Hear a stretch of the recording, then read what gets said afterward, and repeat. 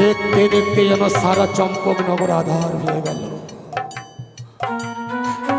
কতই স্বপ্ন ছিল মোর লক্ষিন্দরকে রাজ সিংহাসনে বসিয়ে দিয়ে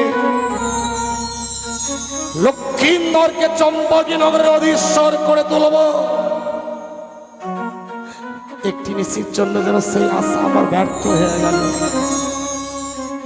শুধু বিশ্বকর্মার বিশ্বাসঘাতকতায় যেন আজ আমি লক্ষিন্দরকে হারিয়ে ফেললাম। ওই তো আমার পুত্র লক্ষিন্দর বহু সামনের চলে ভাসতে ভাসতে চলে যাচ্ছে। আমার দুটি পাখি যেন আজ ভাসতে ভাসতে চলে যাচ্ছে। ওই যে আমার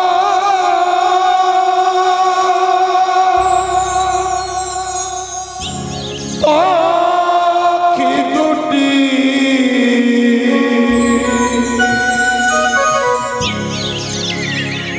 ভেসে যা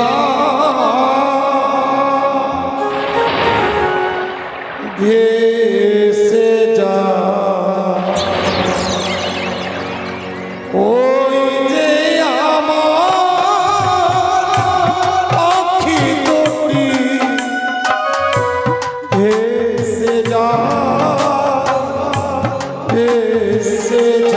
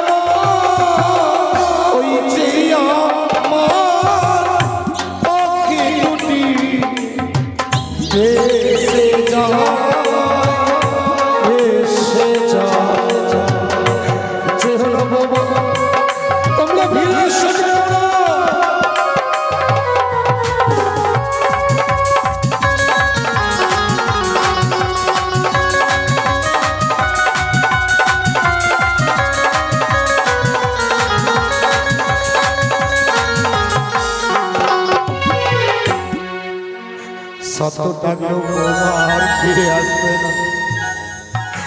হায় রে জগৎ কি জগতের নারী,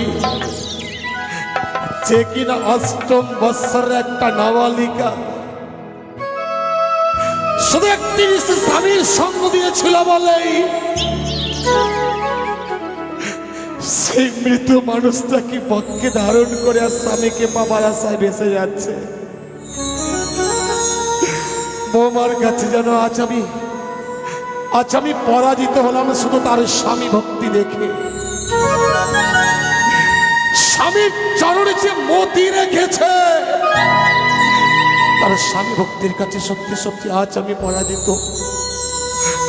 এই রাজ সিংহাসনে বসবার মতো তো কেউ নেই। নীরবে নিস্তব্ধ চম্পকী নগরে রাজ সিংহাসনে বসতে হবে আমাকে। আজ অষ্টমঙ্গল হবার কথা। চম্পকনগর থেকে কত আত্মীয় স্বজন আনন্দ করবে, উজানি থেকে অষ্টমঙ্গল আসবে। আজ যেন সব আশা ব্যর্থ হয়ে গেছে। তাই নির্জনে এই রাজ সিংহাসন আমি কিছুক্ষণ বিশ্রাম করি।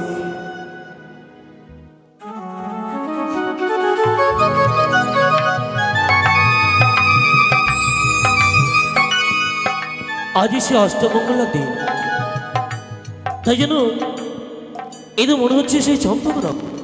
চম্পকনগর আজকে নীরব কেন হয়ে গেছে বুঝতে পারছিস? কেন? কারণটা হচ্ছে গতকালকে আমাদের ভগ্নির বিয়ে হয়েছে। এই চম্পকনগরে সবাই খাওয়া দাওয়া করেছে, রাত্রি জেগেছে। রাত্রি জাগার কারণে সবাই নীরব হয়ে আজকে নিঃশব্দ হয়ে বসে রয়েছে। বড় ক্লান্ত হয়ে গেছে, সারা রাত্রি ধরে খাওয়া দাওয়া হয়েছে তো, তাই সবাই ক্লান্ত হয়ে বসে রয়েছে। এটা ভাবার কোনো ব্যাপার নেই, চল আমরা ভেতরে যাই। এটি কাজ করলে হয় না? কাউকে তো আমরা দেখতে পাচ্ছি না সম্মুখে। তাই তো। তাই আচ্ছা, ওই সম্মুখে চেয়ে দেখ তো, মনে হচ্ছে কে একটা বসে আছে না? ওকে তো বড় পরিচিত মনে হচ্ছে। কে ওটি? তাই চলো আমরা এগিয়ে যাই। ঠিক বলেছিস, চল আগে ভেতরে আমরা যাই। কোথায় তাই মশাই? বলি ও তাই মশাই, তাই মশাই। কে যেন তাই মহাশয় বলে ডাকছে, অতীব পরিচিত কণ্ঠেশ্বর। না জানি আলাই দোলাই এসেছে, আসবেই তো। একমাত্র বোনকে নিয়ে যাবার জন্য হয়তো মিলনীর ভার সঙ্গে করে তারা ছুটে এসেছে। লখাই নেই, বৌমা রাজপ্রাসাদে নেই। বৌমা যদি আমার রাজপ্রাসাদে থাকতো, দাদা দাদা বলে তাদের সম্মুখে গিয়ে দাঁড়াতো, দাদা বলে তাদের পক্ষে জড়িয়ে ধরতো। আসতো বৌমা নেই, তাই তাদের সামনে যাবার মতো আমার চম্পকনগরেও কেউ নেই। কি ব্যাপার? আমাকেই যেতে হবে। তাই তো, কেউই তো সারা আমাকেই যেতে হবে। কে বাবা তোমরা অদূর থেকে তাহই মহাশয় বলে ডাকছো? তাই মশাই, আপনি আমাদেরকে চিনতে পারলেন না? আমরা হচ্ছি বেহুলার দুই দাদা, আলাই আর দুলাই। আলাই দুলাই? হ্যাঁ তাই মশাই, প্রণাম দেবো চরণে তাই মশাই। আশীর্বাদ করি বাবা, দীর্ঘ আয়ু হোক তোদের। কিন্তু আপনার এই পোশাক কেন? আপনার রাজপোশাক কোথায়? কিছু যেন আমরা বুঝতে পারছি না। সবাই চম্পকনগরে নীরব হয়ে আছে, আর আপনি যেন কাঁদছেন। বলতে পারেন তাই মশাই কি হয়েছে? একটাবার খুলে বলুন। আমি কাঁদছি না রে, আজ যে আমার বড় আনন্দের দিন।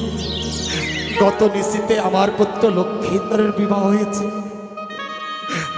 আর আমি লক্ষীন্দরের পিতা হয়ে আমি কাঁদতে পারি বাবা। তাই মশাই, তাই মশাই, আপনার ভাষা যেন আমরা কিছুই বুঝতে পারছি না। আজকে বড় আনন্দের দিন। আমাদের ভগ্নী এবং আমাদের জামতা লক্ষীন্দরকে আমরা বিদায় করে নিয়ে যাব। ওই বেহুলা, ওরে বেহুলা, ওকে দেখো না, ওকে তোমরা দেখো না।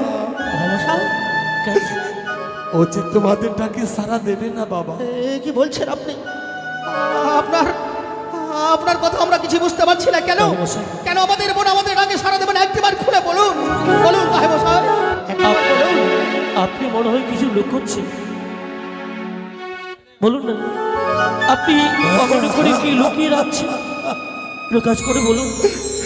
আলাই দুলাই, মশাই, যে কথাটা তোমাদের কাছে আমি বলতে যাচ্ছি, বলতে গিয়ে যেন আমার জিহ্বা আড়ষ্ট হয়ে যাচ্ছে, কি বলছেন? কণ্ঠ যেন কম্পিত হয়ে যাচ্ছে। আমি বলতে পারছি না। না না না না, আপনাকে বলতেই হবে।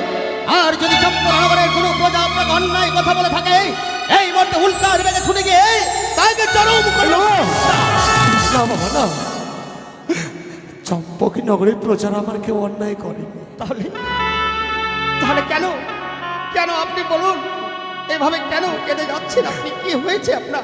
যে কথাটা তোমাদের সম্মুখে বলবো, সেই কথাটা শুনে তোমরা স্থির থাকতে পারবে তো? তাই বসে এমনকি কথা রইয়েছে, সেই কথা শোনার পর আমরা স্থির হয়ে থাকতে পারবো কিনা? যে কথাটা আমি তোমাদের কাছে বলবো, সে কথাটা শ্রবণ করলে সমস্ত আকাশটা বজ্র হয়ে তোমাদের মস্তকে নেমে আসবে। তোমাদের পদতল থেকে মা মৃত্তিকা সরে যাবে, তোমরা স্থির থাকতে পারবে না। তাই বসে পারবে না বাবা। বলুন, এমনকি কথা রইয়াছে। বলতে আপনাকে হবেই তাই মশাই। আমরা যদি ঋষি- আমাদের পায়ের তলা থেকে বসে বাতাস সরে যায় তবু শিকার আপনাকে একটিবার বলতেই হবে। আপনি বলুন আমাদের কাছে। বলবো বাবা, তোমরা তো আমার সন্তান সমতুল্য, তাই সত্য কথা তোমাদের কাছে খুলে বলবো। গত নিষেধে বিবাহের পর তোমাদের অষ্টম বৎসরে নাবালিকা মা বেহুলাকে নিয়ে এসে আমি তাদের দিয়েছিলাম সাঁওতালি পর্বতে লৌবা সরে ঘরে। স্বয়ং দেব শিল্পী বিশ্বকর্মার বিশ্বাসঘাতকতায় ওই বাসর ঘরে বাসর সহ্য রাত্রি চতুর্থ প্রহরে লক্ষ্মীগড়কে লক্ষ্মীগড় আমার পুত্রকে সর্বে অবসান করেছে।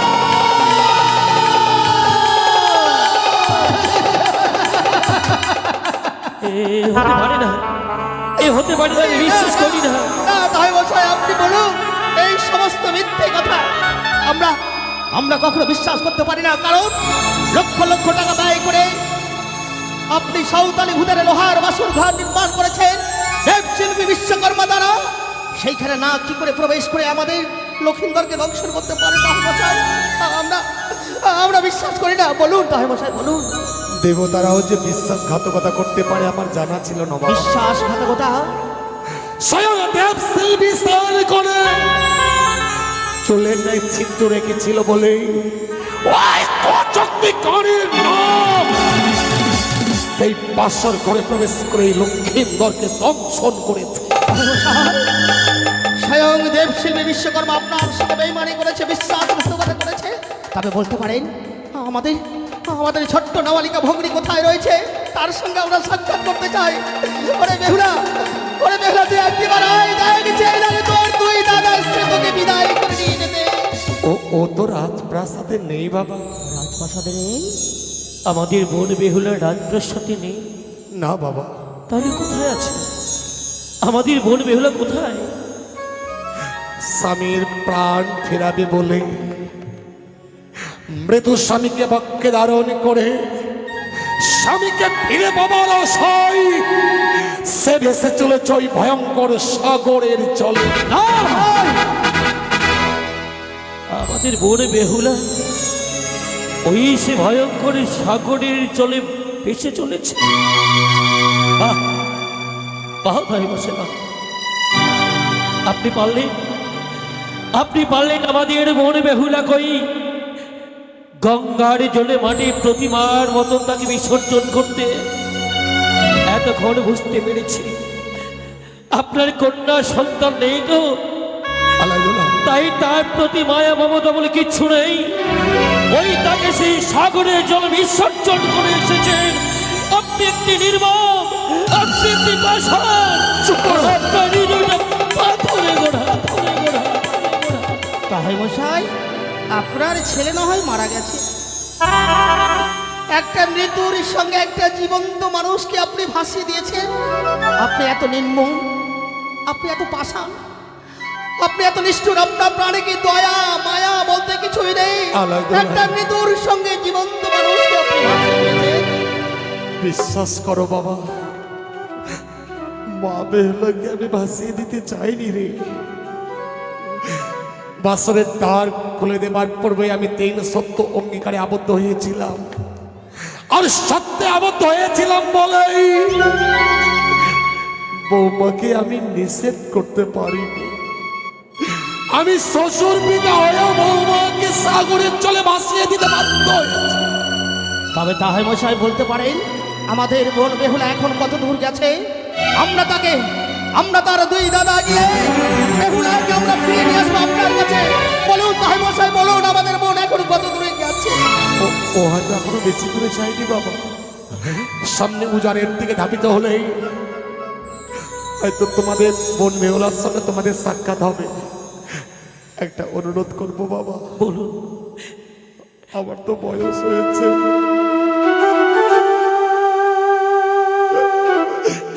হয়তো আর বেশি দিন বাঁচব।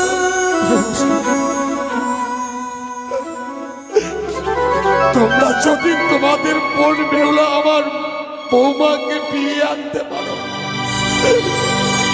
এই রাজপ্রাসাদে নিয়ে এসে আমার সঙ্গে একটিবারের জন্য দেখা করে যাবে বাবা। আমি হাত জোর করে তোমাদের কাছে মিনতি। তাহাই মশাই, শুধু আপনি আমাদের দুই ভাইকে আশীর্বাদ করুন। যদি সত্যিকারই আমাদের বোন বেহুলাকে আমরা ফিরিয়ে আনতে পারি, তাহলে আপনার সঙ্গে আমরা সাক্ষাৎ করিয়ে দেব। তাহাই মশাই, শুধু আপনি আমাদেরকে আশীর্বাদ করুন। আমার আশীর্বাদ ভালো মতো হবে কিনা আমার জানা নেই বাবা। যদি কোনোদিন ভগবানের কাছে পুণ্য করে থাকি, সেই পুণ্যের ফল যেন ভগবান তোমাদেরকে দান করে। আর একটা অনুরোধ করবো, বলুন। আর একটা করবো বাবা, আমি যেদিন মারা যাব,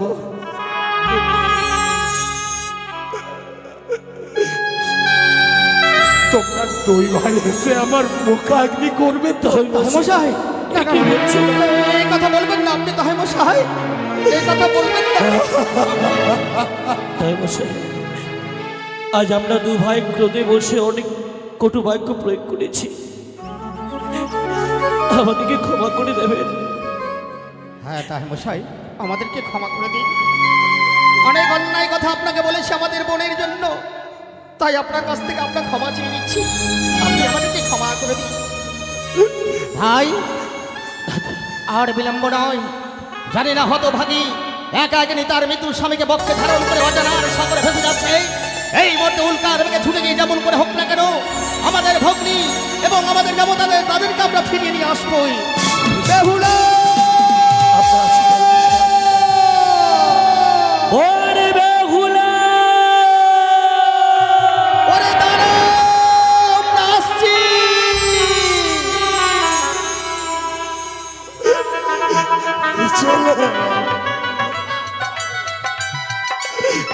আড়াই দুলাই যেন কাঁদতে কাঁদতে চলে গেল। সব আশা আজ ব্যর্থ করেছে। ওই দেখি সিজোয়ার পেতি চাঙে মরিকনি ওরে কচকরি ভেবেছিলিস লক্ষ্মী তর্ক ধ্বংসন করলে আমি তোর চরণে মা মা বলে লুটিয়ে পড়বো? চন্দ্রধর হিমাদ্রিহীর মতো আটল, শত আঘাত সে ক্ষত বিক্ষত হয় না। জীবনে যদি মরিয়া যাইব রসতল, তথাপি না দেব তোর চরণে পুষ্প বেহুলা অনেক জায়গায় তন্ন তন্ন করে খুঁজলাম, এখন পর্যন্ত আমাদের বোন বেহুলাকে খুঁজে পেলাম না। ওরে দুলাই, তবে কি বেহুলার সঙ্গে আমাদের সাক্ষাৎ হবে না? জানি না, জানি না, ও জানি না। বেহুলা রে,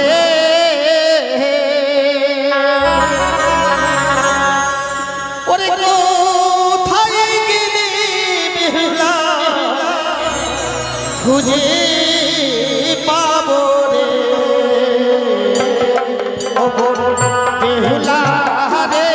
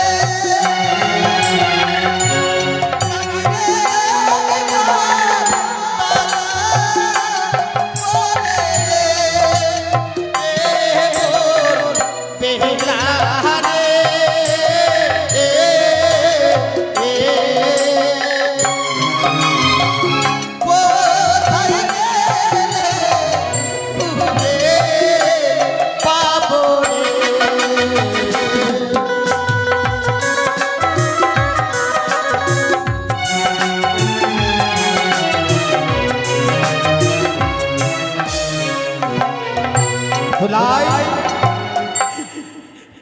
তবে কি বেহুলার সঙ্গে আমাদের সাক্ষাৎ হবে না? অনেক জায়গায় খুঁজলাম, তাহাই মশাই তো আমাদের বলে দিল এখনো পর্যন্ত উজানি নগরের ঘাট পেরিয়ে যায়নি। না, বেহুলাকে আমাদের খুঁজে বের করতেই হবে। চল ভাই, চল দেখি। ওই তো আদরে চেয়ে দেখ, নদীর মাঝখানে মনে হচ্ছে অনেক মায়েরা স্নান করতে এসছে, তাদেরকে আমরা জিজ্ঞাসা করবো। চল বেহুলা।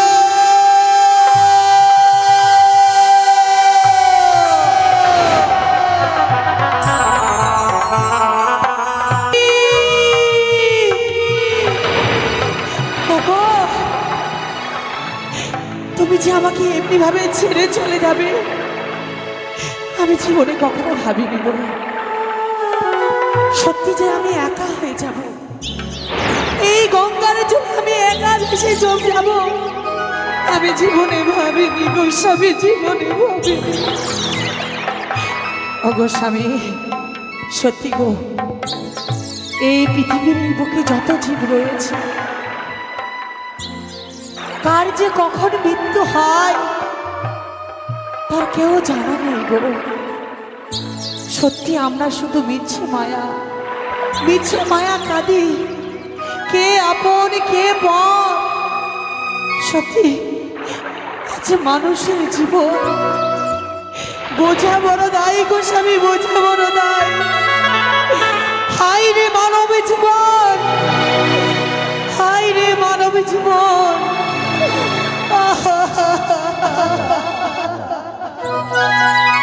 বেহুলা,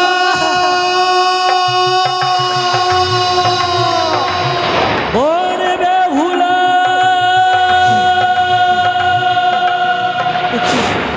আজকে সদূর হইতে কি আমাকে বেহুলা বেহুলা বলে সম্ভাষণ করছে। না, মনে হয় দাদারা আমাকে নিতে এসেছে। আমি তাদের কণ্ঠস্বর শ্রবণ করিনি কণ্ঠে, আরেকটি বার আমি শ্রবণ করে দেখি সত্যি আমার দাদারা কিনে এসেছে। ওরে বেহুলা,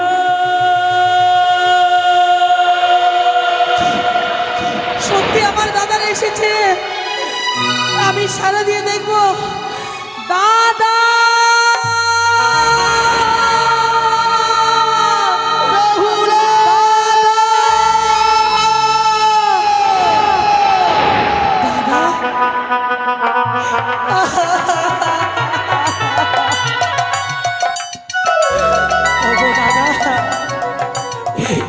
আজকের দিনে আমাকে কেমন মানিয়েছে তোমরা বলো না দাদা। এই দৃশ্য দেখার আগে ঠাকুর আমাদের কেন মৃত্যু দিল না? কেন মৃত্যু দিল না?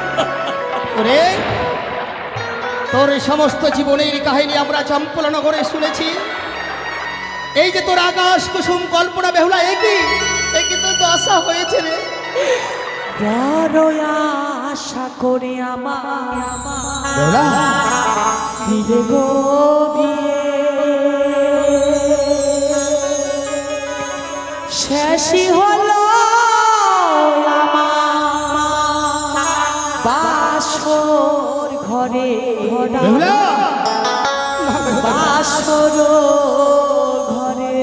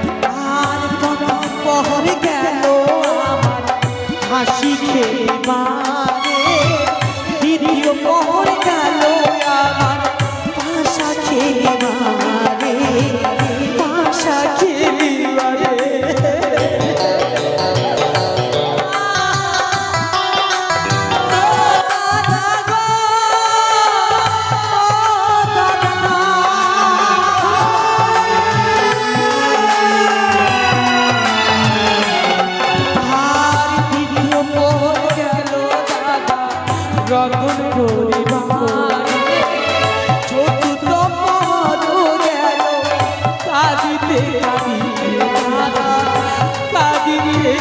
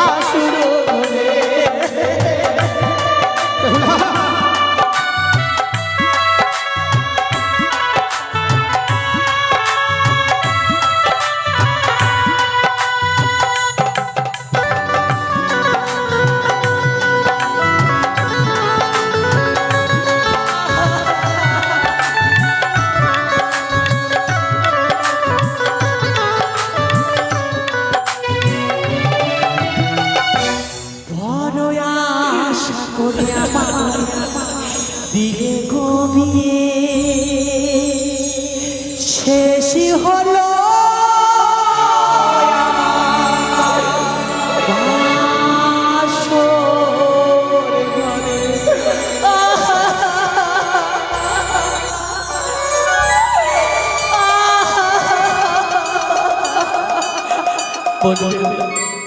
আমরা সবাই শুনেছি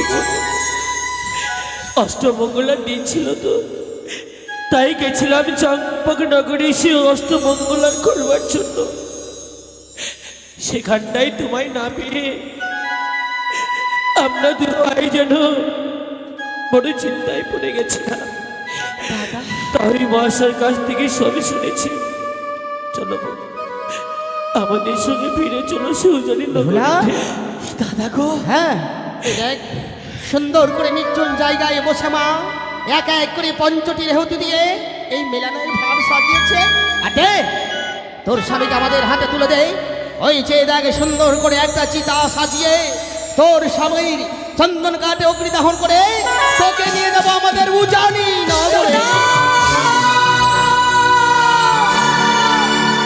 দাদা তোমরা ওই চিতার আগুনে আমার স্বামীকে দাহন করবে দাদা? তোমরা কি পারবে দাদা যে চিতার আগুনে আমার স্বামীকে দাহন করবে? সেই চিতার আগুনে কি তোমাদের জল জ্যান্ত বেহুলাকে কি পুড়ে ছারখার করতে? তুই তো জীবিত রয়েছিস, তোর স্বামী তো মারা গেছে। তুই জানিস না এই দেহ খাঁচা থেকে যদি একবার এই প্রাণ পাখিটা উড়ে যায় কখনো সে আর ফিরে আসে না বেহুলা। ওরে সে আর কখনো ফিরে আসে না। জানি যে একবার মরে যায় সে কোনোদিন আর ফিরে আসে না গো। কিন্তু আমি যে শ্বশুর মশাইকে কথা দিয়েছি গো দাদা, যতদিন আমার স্বামীকে না ফিরে পাবো ততদিন যে আমি গৃহমাঝে যাবো না। বললি বেহুলা, এই মৃত্যু স্বামীকে নিয়ে কোথায় যাবে বোন? আমি যাবো দেবতা নগরে গো। না বোন, না তো হয়, তা হয় না, তা হয় না। কখনো মানব কুলে জন্ম নিয়ে দেবতা নগরে যাওয়া যায় না বোন, যাওয়া যায়। তাই কি বলি জানো বোন? ও ফিরে চলো করে রে ছয় ভাইয়ের বোন বেহুলা। ও ফিরে চলো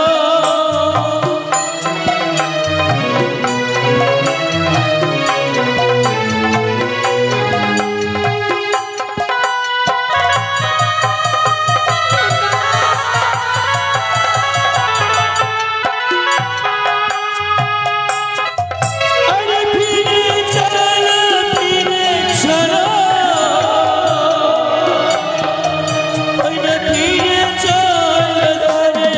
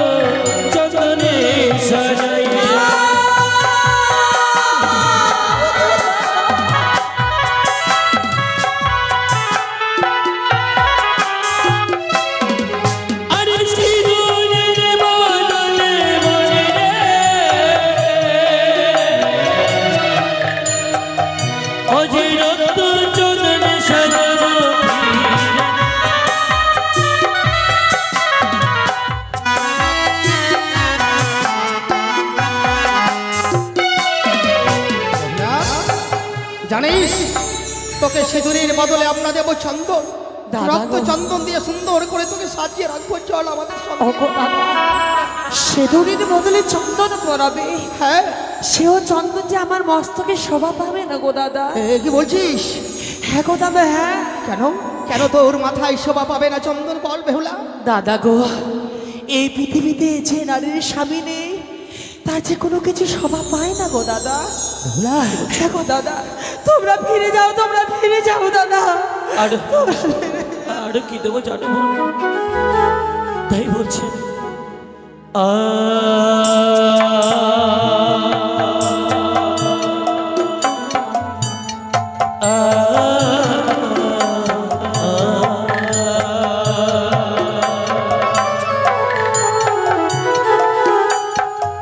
আরে সাকারি বন্দনে বনে স্বর্ণ দেব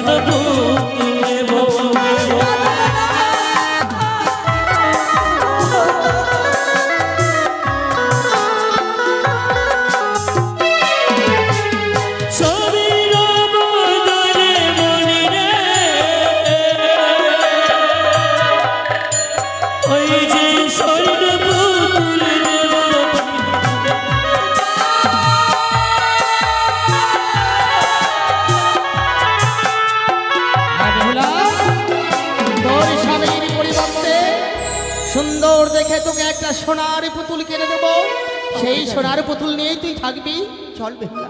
ওগো দাদা, হ্যাঁ তোমরা স্বামীর বদলে স্বর্ণের পুতুল দেবে?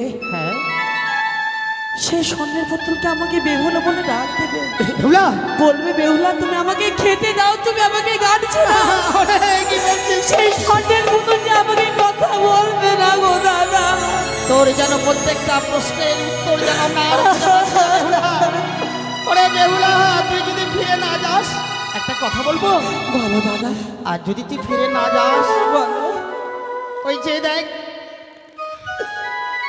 কালী পুজোর পরে প্রত্যেকটা বোন ওদের ভাইয়ের কপালে ফোঁটা দেয়, আর যদি তুই না যাস তাহলে বলতে পারিস আমাদেরকে ভাই ফোঁটা কে দেবে রে? এই পৃথিবীতে টাকা পয়সা দিয়ে সবকিছু কেনা যাবে, কিন্তু ভাই বোনের ভালোবাসা তো কেনা যাবে না। তুই অনেক ফুলের মাঝে একটি গোলাপ, তুই হাজার তারার মাঝে একটি চাঁদ। যেও না তুমি আমারি ছোট বোন, ছোট বোন, তুই অনেক ফুলের মাঝে একটি গোলাপ, তুই হাজার তারার মাঝে একটি চাঁদ।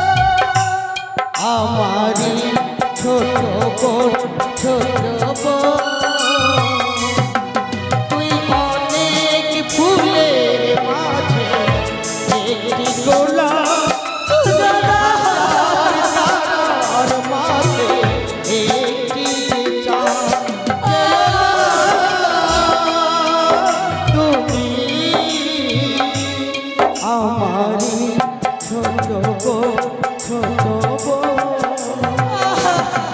আমারই ছোট বউ, ছোট বউ। যে মালনের ভার করে মিষ্টান্ন নিয়ে এসেছে গো দাদা, সে মালনের ভার আমি ভক্ষণ করতে পারবো না। তাহলে বল এই ভার আমরা কি করব? জানো গো দাদা কেন ভক্ষণ করতে পারবো না? কেন ভক্ষণ করতে পারবি না? বদ্ধ বাসর ঘরে স্বামী বলেছিল, বেহুলা তুমি এক মুষ্টি অন্ন আমার মুখে এনে দাও, আমি আর খেতে জ্বালা সহ্য করতে পারছি না বেহুলা। আমি রন্ধন করেছিলাম দাদা, কিন্তু স্বামীকে আমি ভজন করাতে পারিনি। জানো গো দাদা, এই পৃথিবীতে যত নারী রয়েছে সবার মনে যে একটাই আশা গো, এই পৃথিবীতে কি পারে না জানো দাদা, নারীরা যে স্বামীকে না খাওয়াই খেতে পারে না, আমিও পারবো না দাদা। সেই মিষ্টান্ন ভার তোমরা চাপা তোলাই চাপা রেখে যাও। বেহুলা, যেদিন আমার স্বামীকে ফিরে নিয়ে আসবো সেদিন আমরা যুগলে মিলে ভক্ষণ করবো সেই মিষ্টান্ন দাদা। বন্ধু বেহুলা, এত অর্ধপদ রয়েছে না? যেই মায়ের সম্মুখে আমরা 6টি দাদা মুখ তুলে কথা বলতে পারি না দাদা, যে মা আমাদের সারাটি নিশে জেগে এই বেলুনি ভারকে সাজিয়েছে, সেই বেলুনি ভারকে আজ অপমান করবে। দাদা ওরে দুলাই, একটি কাজ কর ভাই, ওই গাছতলায় বালি চাপা দিয়ে এই মেলানির ভার রেখেতে বেহুলা যখন বলেছে, তবে বল বেহুলা, এই মেলানির ভার তো আমরা বালি চাপা দিয়ে রেখে দেব, তবে আমরা যখন বাড়ি ফিরে যাব মা আমাদেরকে জিজ্ঞাসা করবে, ওরে তোরা যে তোদের বোনকে বিদায় করে নিয়ে আসতে গিয়েছিলি বল। ওই বেহুলা, মাকে কি আমরা কি জবাব দেব? মাকে কি আমরা বাড়িতে কি বলবো? বেহুলা তুই একবার বল। তোমরা সান্ত্বনা দিবে দাদা, যে আবার বেহুলা তোমার ফিরে আসবে, তার স্বামীকে ফিরে নিয়ে আসবে গো দাদা। তোমরা সান্ত্বনা দিবে মাকে। হ্যাঁ গো দাদা। সত্যি দাদা, আজ বন্ধু বেহুলার স্বামীর প্রতি ভক্তি রেখে সত্যি আমি অবাক হয়ে গেছি। আমাদের বোন বেহুলার ছোট্টটি নেই, সে অনেক বড় হয়ে গেছে, তার যথেষ্ট জ্ঞান অর্জন হয়েছে, সে অনেক কথা বলতে শিখে গেছে, আমরা তার কাছে বড় হয়ে গেছি। আজ তার স্বামী তার সব। তবে শোন বেহুলা, তুই যখন আমাদের সঙ্গে ফিরে যাবি না, যা, জানি না কতদিনে তোর একা এক করে 6 মাস পূর্ণ হবে, দেবেন্দ্রপুরে গিয়ে দেবতার সমাজে বিচার প্রার্থী হয়ে তোর পতির প্রাণকে ফিরিয়ে নিয়ে আসবি। যদি তোর পতির প্রাণকে ফিরিয়ে নিয়ে আসতে পারিস তবে আমার উজানি নগরে আসবি, না হলে যোগ যোগী বেশি দেশ দেশান্তরে ভিক্ষা।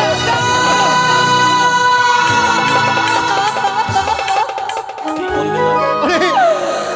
দাদা ওরে দুলাই, বেহুলাকে আশীর্বাদ করতে গিয়ে আমি অভিশাপ করলাম।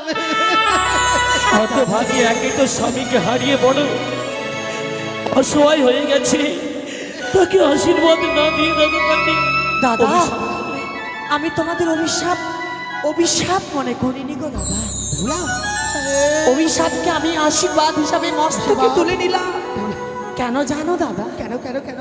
যুগ বিহনে যুগুনি কখনো হয় না, যুগুনি কখনো সাজা যায় না দাদা।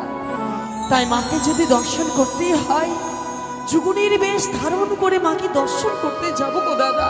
বেহুলা, হ্যাঁ দাদা, হ্যাঁ। বেশ বোন, আর আমরা বাধা দেব না তোমায়, আমরা 2 ভাই মিলে তোমায় আশীর্বাদ করছি। দাদা, যাও, যাও, তুমি সেই সিঁদুর যেন চির অমর অক্ষয় হয়ে থাকে। দাদা চির অমর অক্ষয়। তোমরা কেঁদো না দাদা। ঈশ্বরের কাছে দুহাত তুলে কামনা করবো, ওগো জগদীশ্বর করুণাময়, আমাদের হতভাগিনী বেহুলা যাচ্ছে তোমার কাছে বিচার চাইতে, যেন দেবেন্দ্রপুরে গিয়ে 33 কোটি দেবদেবীর কাছে বিচার চেয়ে তোর স্বামীর প্রাণকে ফিরিয়ে নিয়ে সেই পৃথিবীর নারীর মুখকে যেন তুই উজ্জ্বল করে তুলতে পারে। তোমরা কেঁদো না, তোমাদের নয়নের জল কেন যে পথখানে যে পিছন হয়ে যাবে গো দাদা। হ্যাঁ গো দাদা, আমাদের নয়নের জলে তোমার যাওয়ার পর পিছনে আছে। হ্যাঁ গো দাদা। আমি কাঁদবো না। বিদায় গো দাদা, বিদায়। বিদায় বলতে নেই, ভালো কি আসছে দাদা। দাদা ওরে বেহুলা, দাদা বেহুলা,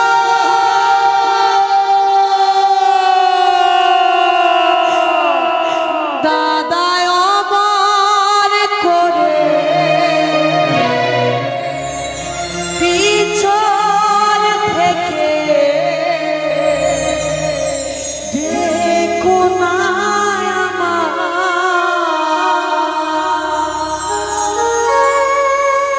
তোমাদের চোখের জলে বাঁচি আমার পিছন হয়ে তোমাদের